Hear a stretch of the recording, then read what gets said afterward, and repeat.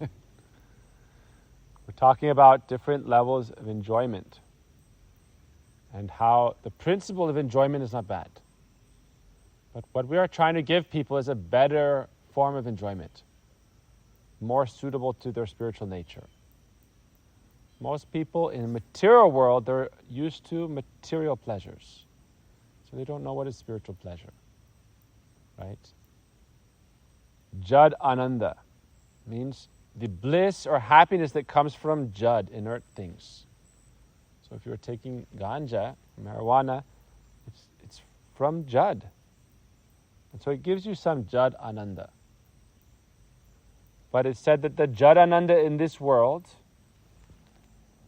is like a speck of dust in the desert compared to the ocean of ananda where? Swarga, heaven. What is the enjoyment in heaven?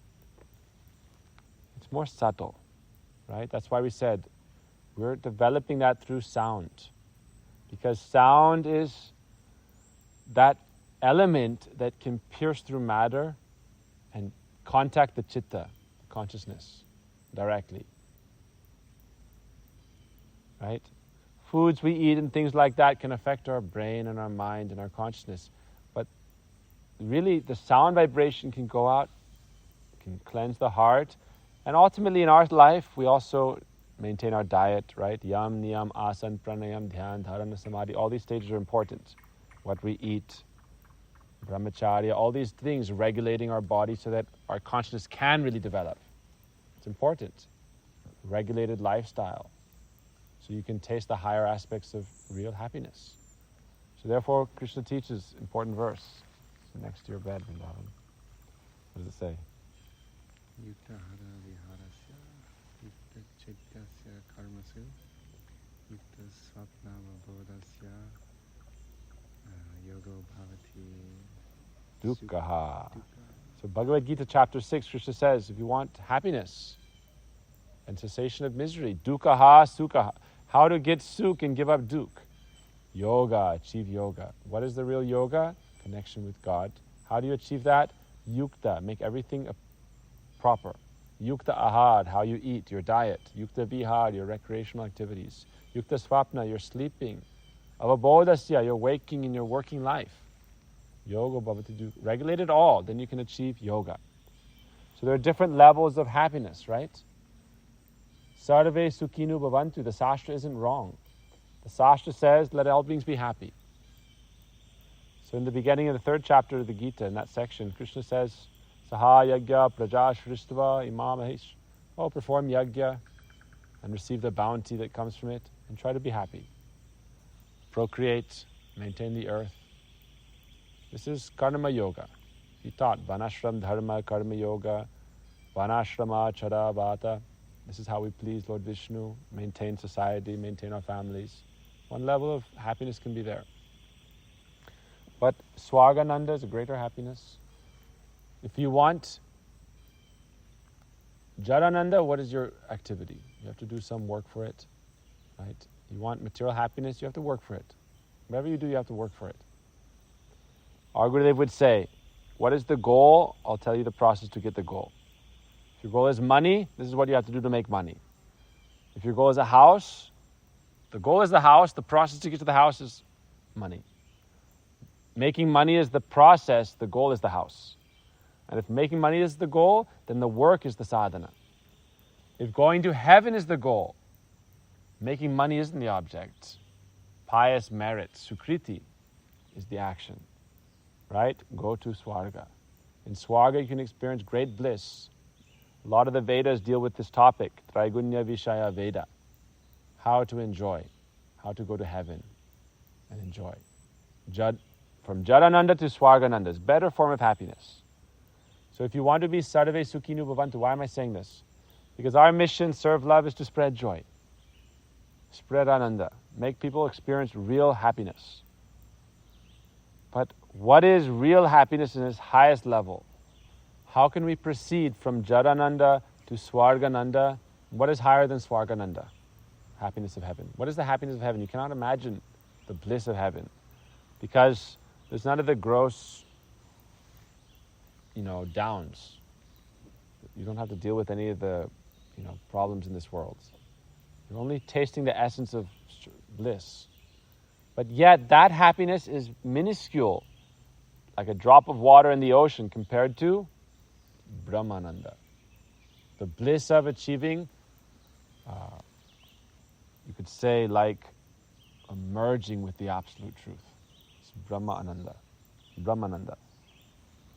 Said in Shastra that this means, how do you achieve that goal? Gyan marg. Right? By the process of developing Gyan, through following the Upanishads and so forth, you can achieve Brahmananda. But what is that? Brahmananda is like a drop of water, not even a drop of water in the ocean. It's like a speck of dust compared to the real bliss of, what is the highest Ananda? Swargananda is below. Jadananda, Swargananda, Brahmananda, then Prem Ananda. Right? Prem Ananda, the bliss of real love, but with relation to God, pure love.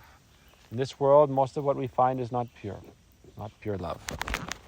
Most of what we find in this world is contaminated, mixed, adulterated, not unadulterated, right?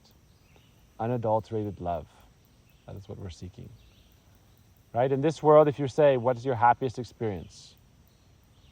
When you are, experiencing Jadananda or you're experiencing Prem? Even in its shadow. Not pure love, but even the shadow of love gives more happiness than Jadananda. Jadananda is like, I did something that gave me some sensory pleasure. Right? Some sensory, the emotional experience, the heart connection of whatever that subtle essence of love is. Those experiences give you more happiness than Jadananda. So how can we make Sarve Sukhini Bhavantu? That is our job. Serve love, spread joy. We want to spread joy to the world. But part of our process of spreading joy is helping people evolve. Spiritual evolution, conscious evolution. From the most jud state to the most exalted state. It said stones and rocks, wood and chairs and things like that. It's jud, inert. Completely stunted, even though some consciousness may be there in a very stunted way. As it starts to develop, like animals, trees, as it continues to develop, human beings, budding consciousness. But how to go from budding consciousness to fully blossom consciousness, that's spiritual life. When you're fully blossomed, then you can realize your true purpose, your full self-actualization, your true transcendental being. Then you can experience the highest Ananda. So we want you all to be happy. But how to be happy? We say in Bhakti life, Bhakti Devi is your mother. So if you want to sit with your mother on one side and your prostitute on another side, mother won't stay. You want to be with a prostitute, be with a prostitute. No problem, no judgment. But Jadananda, Premananda don't mix so well. Right? Bhakti is Premananda. Surup Shakti. Jadananda means, that's why we say regulative principles. No alcohol, no intoxication, hard drugs, illicit sex, right? You want sex life? No problem. Get married, have children. Krishna says in the Gita, I am sex life, that is dharmic.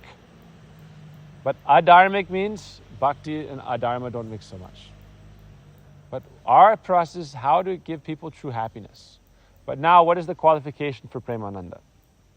You want to experience Premananda? We say in our pranam mantra, Nityananda namastubhyam prem ananda pradayine.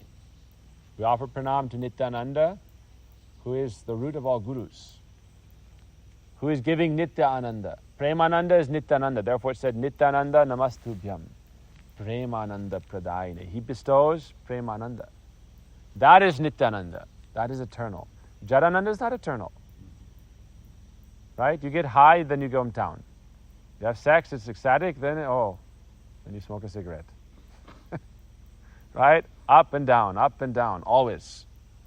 Happy, sad. Duality of material nature. But Premananda is Nityananda.